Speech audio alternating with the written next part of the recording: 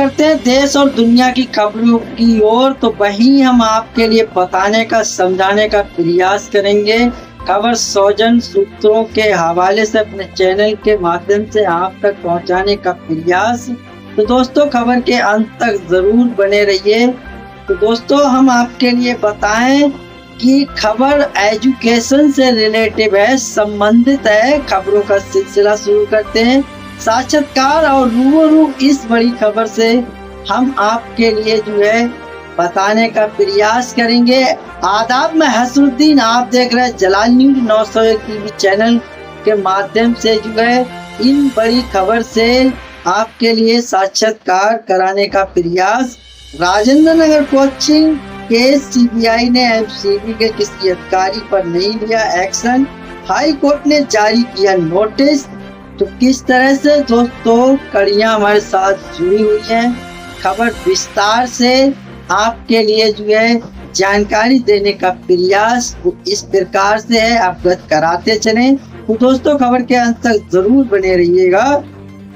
मृतक छात्र के पिता ने दिल्ली हाई कोर्ट में याचिका दाखिल कर कहा कि सीबीआई ने मामले की जांच में अभी तक किसी भी एमसीडी के अधिकारी की गिरफ्तारी नहीं की है, न ही उनसे पूछताछ की है। राजेंद्र नगर कोचिंग में 3 छात्रों की मौत से जुड़े मामले में सीबीआई के जांच अधिकारी को बदलने की मांग वाली याचिका पर दिल्ली हाई कोर्ट ने नोटिस जारी किया। राजेंद्र नगर कोचिंग में 3 छात्रों की मौत से जुड़े मामले में सीबीआई की जांच अधिकारी को बदलने की मांग वाली याचिका पर हाई कोर्ट ने ये नोटिस जारी किया है। हाई कोर्ट ने इस मामले में सीबीआई से जवाब मांगा है। मामले की अगली सुनवाई 27 नवंबर को होगी। तो इससे जो भी सटी हुई जानकारी है तो उसे हम बताने का आप सभी के लिए प्रयास करने की कोशिश करेंगे। दिल्ली हाई कोर्ट ने सीबीआई को चार्जशीट दाखिल करने से रोकने की मांग वाली याचिका खारिज कर दी। हाई कोर्ट ने कहा कि सीबीआई को चार्जशीट दाखिल करने से रोकने वाली याचिका कानून से परे जाकर दाखिल की गई है। कोर्ट इस तरह का आदेश जारी नहीं कर सकता। गौरतलब है कि मृतक छात्रा के पिता ने दिल्ली हाई कोर्ट में याचिका दाखिल कर कहा कि सीबीआई ने मामले की जांच में अभी तक किसी भी एमसीडी के अधिकारी की गिरफ्तारी नहीं की है, न ही उनसे पूछताछ की है।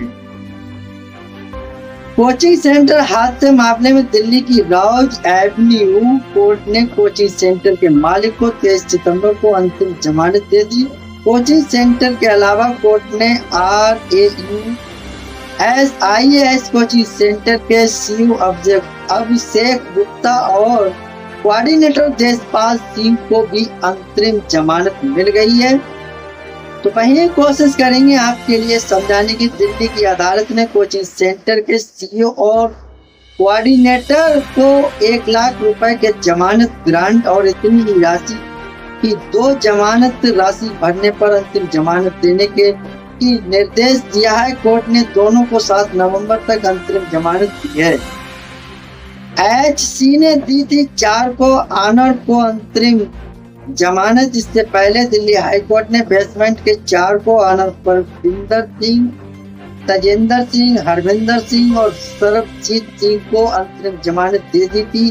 बता दें कि 27 जुलाई 2000 शाम की दिल्ली में बारिश के बाद ओल्ड राजेंद्र नगर स्थित राव IS कोचिंग सेंटर के बेसमेंट में पानी से 2 छात्रों उत्तर प्रदेश की रहने वाली 25 वर्षीय श्रेया यादव, तेलंगाना की रहने वाले 25 वर्षीय तान्या सोनी और केरल के रहने वाले 24 वर्षीय नेविन डेलविन की डूबकर मौत हो गई। कोचिंग संचालकों पर बेसमेंट में लाइब्रेरी चलाने का आरोप है।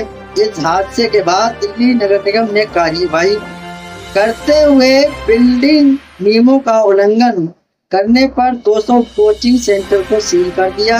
ये वो कोचिंग सेंटर था जिनके बेसमेंट में क्लासेस चल रही थी या बिना परमिशन वाले काम के लिए इस्तेमाल किए जा रहे थे। एमसीडी ने अपने सर्वे अभियान के दौरान कई चीजों का जायजा लिया है, खासकर कोचिंग सेंटर के बेसमेंट का। इस दौरान कोई भी गतिविधि मिलने से पर बेसमेंट को सील कर दिया गया। दिल्ली कोचिंग में 3 छात्रों की मौत। कोर्ट ने सीबीआई पूछा क्या एमसीडी ने आरोपियों को कारण बताओ नोटिस भेजा।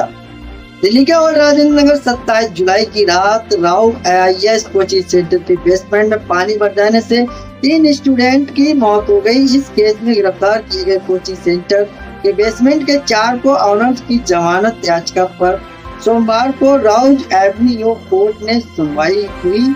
इस दौरान राउज एवेन्यू कोर्ट ने CBI से पूछा कि क्या अगस्त 2023 में कोचिंग सेंटर के साथ आरोपियों को कारण बताओ नोटिस भेजा गया तथा याचिका हरविंदर, परविंदर, तजेंद्र और सरजीत नाम के 4 लोगों के दर्ज कराई है, जो बेसमेंट के ऑनर्स हैं। मुख्य जिला और सेशन जज अंजू बजाज चंद्रा ने सोमवार को सुनवाई में CBI को आदेश दिया है कि वे कारण बताओ नोटिस की टॉप की गई कॉपी पेश करें। कोर्ट ने यह भी पूछा कि कारण बताओ नोटिस बेसमेंट के को ऑनर को दिया गया था या नहीं। मामले की आगे की सुनवाई आज यानी मंगलवार को होगी। दिल्ली हाई कोर्ट ने कोचिंग सेंटर के लिए दिशा निर्देश की मांग वाली याचिका खारिज की। सोमवार को दिल्ली हाई कोर्ट में भी इस मामले से जुड़ी एक याचिका पर सुनवाई हुई। NGO कुटुंब ने मांग की कि कोचिंग सेंटरों के लिए नए दिशा निर्देश तैयार किए जाएं। कोर्ट ने याचिका को खारिज कर दिया। कोर्ट ने कहा कि नीति निर्माण अदालत के अधिकार क्षेत्र से बाहर हैं। इस याचिका के जरिए NGO ने कोचिंग सेंटर और पेइंग गेस्ट हाउस में अपराध की जवाबदेही तय करने, धोखाधड़ी, शोषण और सुरक्षा जैसे मुद्दों पर कानून बनाने की मांग की थी। याचिका में कहा गया कि छात्रों के लिए रहने की बेहतर परिस्थितियां होनी चाहिए, शिक्षा प्रणाली में व्यापक सुधार और शोषण को रोकने के लिए सख्त कानून बनाना चाहिए।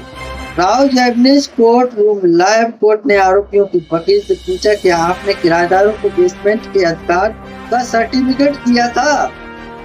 आरोपियों के वकील अमित चड्डा, ये कमर्शियल प्रॉपर्टी है, इसे कमर्शियल इस्तेमाल या कोचिंग इंस्टीट्यूट के तौर पर किराए पर दिया जाता है, इसे लाइब्रेरी के तौर पर इस्तेमाल के लिए नहीं दिया गया था। आरोपियों के वकील ने इमारत के फायर सेफ्टी सर्टिफिकेट का भी जिक्र किया। ये सर्टिफिकेट 9 जुलाई 2024 को 3 साल के लिए जारी किया था। कोर्ट, ये हादसा कैसे हुआ, हमें जानकारी दी गई है कि SUV ड्राइवर के तेज गाड़ी चलाने की वजह से पानी का प्रेशर बना, जिससे गेट टूटा गया और पानी बेसमेंट में अंदर गया। क्या गेट इतना कमजोर था कि पानी की एक लहर से टूट गया? जिस शख्स ने गेट बनाया है उसके खिलाफ क्या एक्शन लिया गया है? आरोपियों के वकील, दिल्ली पुलिस ने SUV ड्राइवर मनोज कतूरिया के खिलाफ भारतीय न्याय संहिता की धारा 105 के तहत केस हटा दिया है। पहले ड्राइवर को मुख्य आरोपी माना गया था, लेकिन उन्हें जमानत दे दी गई। जांच एजेंसी कानून को अपने हाथ में ले रही है और निर्दोष लोगों को गिरफ्तार कर रही है। 26 जून को एक स्टूडेंट ने इसे लेकर शिकायत दर्ज कराई। किस तरह से लेकर दर्ज कराई थी? कोर्ट, अगर 26 जून को बेसमेंट को लेकर कोई शिकायत दर्ज कराई थी तो MCD ने इस पर क्या एक्शन लिया? आरोपियों के वकील हाईकोर्ट में जवाब मामले की सुनवाई हुई तो MCD कमिश्नर ने ये स्वीकार किया था कि राव IS के सामने बना नाला खराब था। इसे लेकर डिप्टी कमिश्नर ने इमारत के ठेकेदार को कारण बताओ नोटिस भेजा था। डिप्टी कमिश्नर को पता था कि कुछ गलत और अब भी इस बात की जानकारी रखते हैं। उन्हें जानकारी होते हुए भी उन्होंने घटना होने दी। ये एक ऑर्गेनाइज्ड क्राइम है। कमिश्नर को पता था कि नाला काम नहीं कर रहा है। अधिकारियों को भी ये बात पता थी। यहाँ तक कि अब तक की जांच में ये भी बात सामने आ चुकी है कि क्या मैं खुद जाकर नाला साफ करूं। इस पर CBI की तरफ से वकील ने कहा कि हमने बिल्डिंग के ओनर्स को भी नोटिस भेजा था। कोर्ट, क्या नोटिस ओनर्स को सर्व किया गया था? इस नोटिस को 4 अगस्त 2023 को जारी किया गया था। ये जुलाई 2024 में ऑनर्स को मिला। ये MCD लापरवाही दिखाता है। हमें इसकी टाइप की गई कॉपी दीजिए, नोटिस बेहद जरूरी है। आरोपियों के वकील ने ना तो 6 जून और ना 4 अगस्त के बारे में मुझे जानकारी दी है। साफ तौर पर यह भारतीय न्याय संहिता के सेक्शन 106 के तहत लापरवाही का मामला है। वकील ने भोपाल गैस त्रासदी और उपहार सिनेमा अग्निकांड में कोर्ट के फैसलों का जिक्र किया।